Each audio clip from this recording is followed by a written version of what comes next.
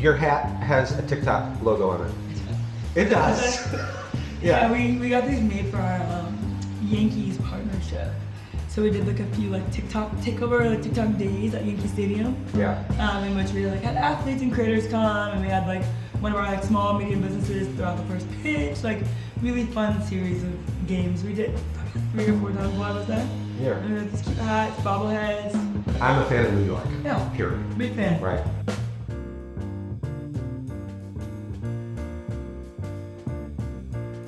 I referred to this place one time as Sirlene's. I don't know why, I've never known anybody. This place, yeah. Uh-huh. Okay. And every time in my head that I have to sift past that. Do you ever do that? Yeah, usually like, it's not this, it's this. Yeah. That happens to me all the time. But this is Silvano's, and this is your first time here. First time ever. This is my first time here too, cheers! I don't think I've like noticed it, honestly. Like, I've been in this corner all the time, but I've never thought to stop. So thanks for bringing me to this spot. This place downstairs, super live. Downstairs is open every single night until 4 a.m. That's crazy. It gets rowdy over here. The other night they brought in a ska band, a jazz band, a punk band, and then a DJ. You were doing that talk like a year ago at Futureland, and that's where we met. That's where we met. Sarah.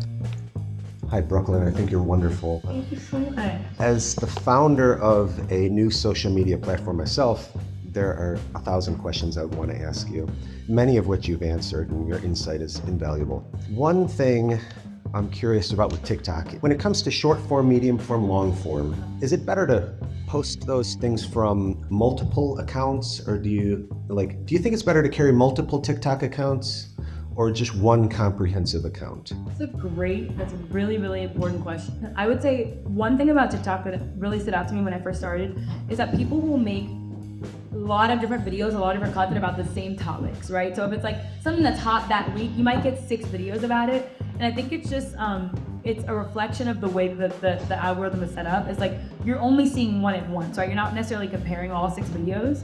So to answer your question, whether it's a beginning, a middle, and end, all of that, the more you can put out, I think is better because it's comprehensive. So once I am really leaned in and I am really interested, I can then go to your page and it all makes one big story. Versus like spreading out amongst different accounts and having to do more searching and threading. I think it's a lot better just like to keep continuing and put it out, so then when I want to do further research, I know where to go get it. As you're getting started and as you're growing your audience, start with your initial personal account. See what starts to take off, see what makes sense, and then figure out whether it makes sense to have a fully other dedicated account to specific content. But as you're launching, and congratulations by the way, maybe just start with that initial account and then see what needs to kind of veer off.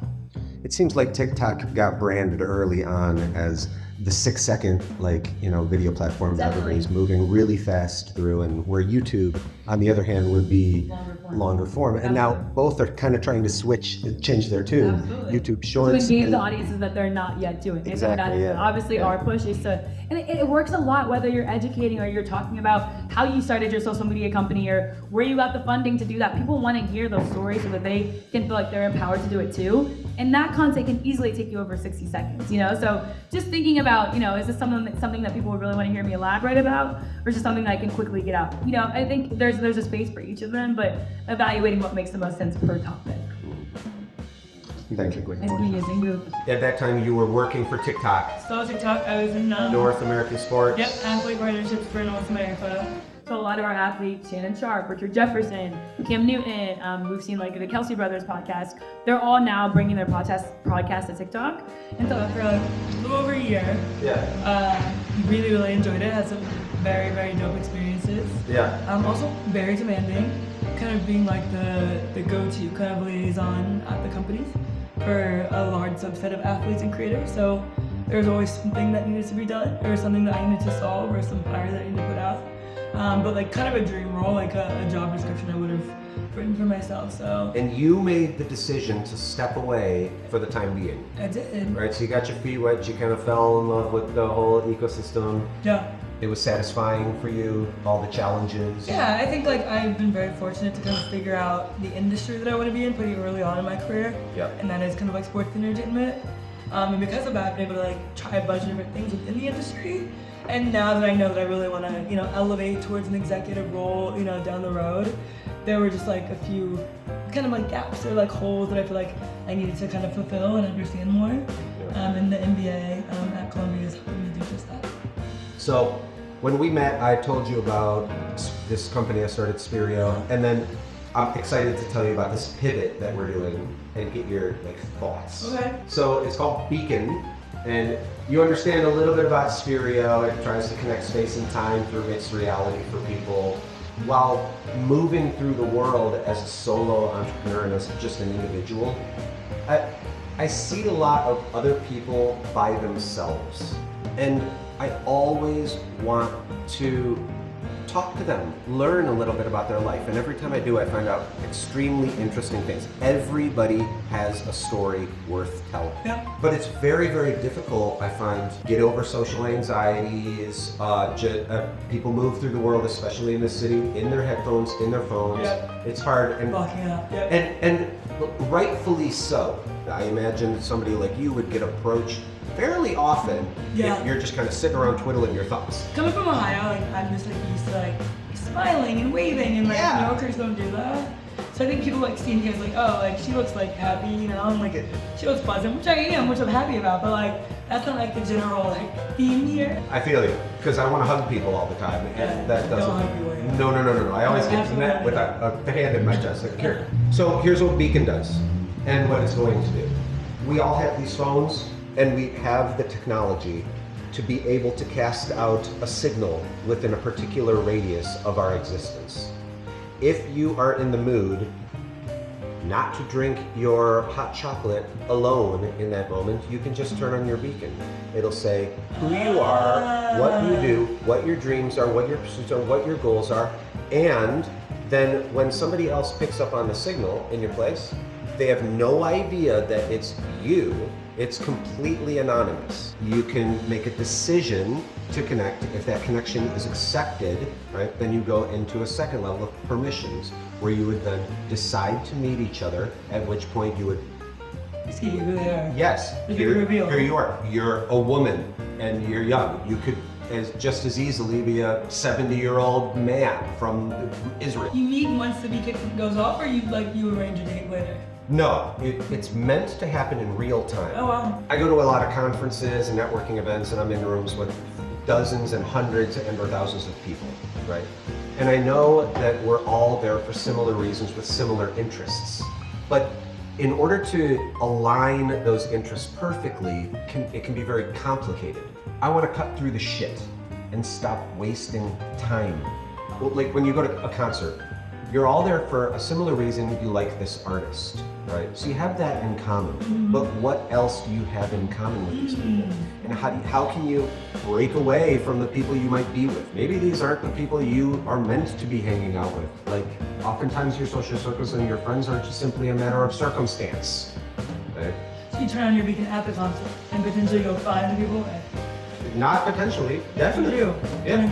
Yeah, AI will examine the people around you that are also looking for more out of their life and offer you a more efficient connection and conversation points filled with icebreakers and everything. We would incorporate AR technology. You can follow a little AR pathway to meet the person. Once you're within 10 feet of the person, that's when you have a new opportunity to exchange all of your contact information without even completely touch-free. You don't necessarily have to speak to the person. You can be close, exchange information, and go back to what you were doing. But the goal is to make them actually engage in conversation. This is why I wanted to talk to you about this, because that is a great question. Because at a concert, am I leaving my seat? You know what I mean? In the middle of whoever artist that I paid however much for. There's not really an intermission, Maybe pre-concert, eventually. Post-concert. Yeah, post-concert. When you have those coincidental encounters and meetings, oh my God, I can't believe I just met you. We have so much in common. I'd like to manufacture that. And it's a friendship app, not like a dating app. It can be whatever you want. It's even less than that. Just a connection point. Totally. More professional. Not even. Just very, very simple. Yep. Okay. Yeah. Okay. Yes, Okay. All right, so you had a year's worth of experience watching athletes and helping them manage their TikTok accounts and stuff. What did you learn? I think one of the biggest takeaways is that even like there's something to be learned by everybody, right? And I think everyone's looking for their UVP, their unique value proposition. And I think athletes in particular are trying to find what that is outside of, the field or off the court, And I think TikTok has really mobilized and normalized people really like stepping out of their comfort zone, like in a very confident way. And so I think it was really unique with these athletes who we all know of, household names, who thrive in their, in their respective sport, who want to find another way of like something that you would never even know they were interested in or they knew about, to also be, unique and appealing to the world. So to me, I just, thought it was so cool that I could teach, Russell Wilson's team something. Although I feel like he's so impressive and, so I guess organized and ambitious and such a family man. Like the fact that he was still looking to be even more optimal and more competitive, on our platform. So I really enjoyed it. This is so naive, but are any players managing their own accounts? Oh, Really? I mean, you get a lot of players who do have like social media teams and have like agencies they work with, but you've got some players who absolutely love editing their own content or come up with all of their own content and campaigns and ideas. Do they run it through a filter before posts? Some do, and some don't have that at all. And some are just posting every day. Wow. Yeah, one of the more like rookie NFL players I was working with, like he must post 6-7 times a day. Yeah. Every time I scroll my For You, I see him. And he grew up with it. He's probably younger. just as Yeah, good he's as 22. Right. Yeah. So yeah, there are players who are doing it themselves and who want to. They don't want the filter. They want it to be themselves. So did you get any insight outside of sports, high-profile people management? I'm shooting content every single day about the life of a tech founder.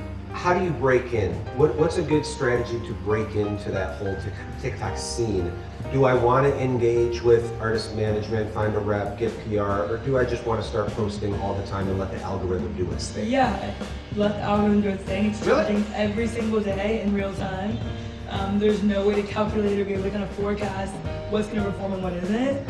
I feel like the man on the street really likes organic content does best on TikTok. People want to see that you're not trying, that you didn't script something out, that you're just like being you and you're having a very real interaction. So I think kind of letting it do its thing and letting it perform for itself is the right way to go. That's music to my ears.